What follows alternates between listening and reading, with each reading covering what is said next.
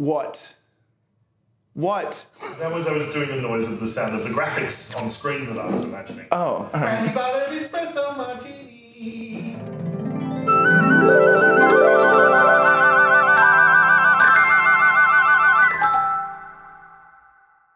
Now, today we're doing an espresso martini, which has become a worldwide phenomenon as a modern day contemporary classic cocktail.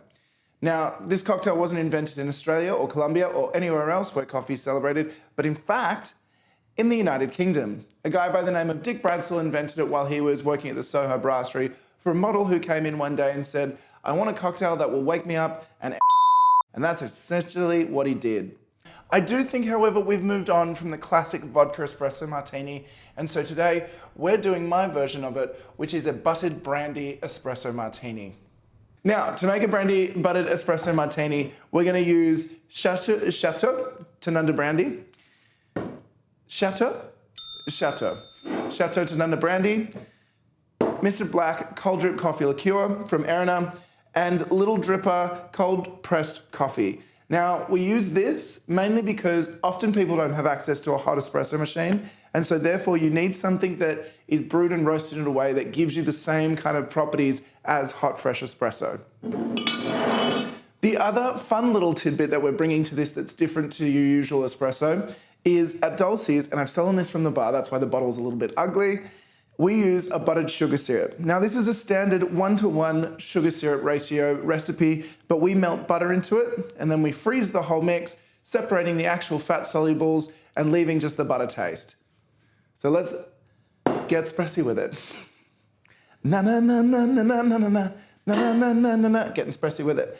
Now, as always, we're going to use a Boston glass, a shaking tin, your jigger, a Hawthorn strainer, and a tea strainer for a coffee cocktail.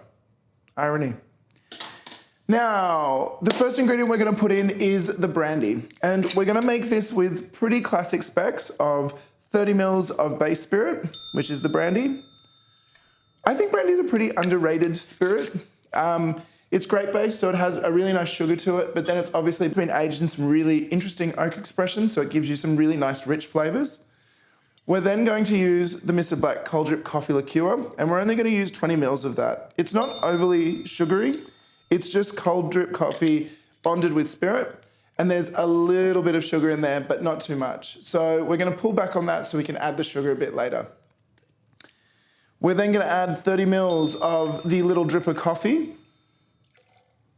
And the last ingredient is the buttered sugar. Now, normally 15 mils is good. As we know, I don't like it too sweet, so I'm only going to add 10. Ooh. Grab your ice.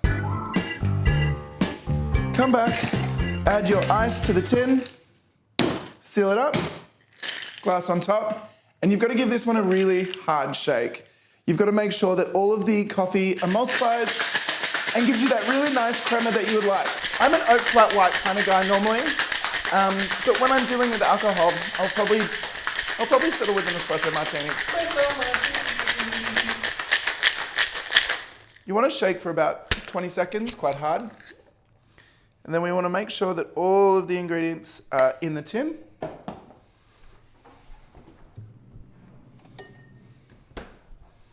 Grab your coupette, grab your strainers, and we want to pour hard and fast to make sure all the crema goes into the glass. We want to make sure we're filtering out all of the other ice particles. So all you're left with is the smooth, foamy cocktail. And there we have an espresso martini. We're not putting coffee garnishes on top because I think cocktails should be left nude unless the garnish is adding to the drink. 3 coffee beans doesn't add more coffee to a drink that already has coffee.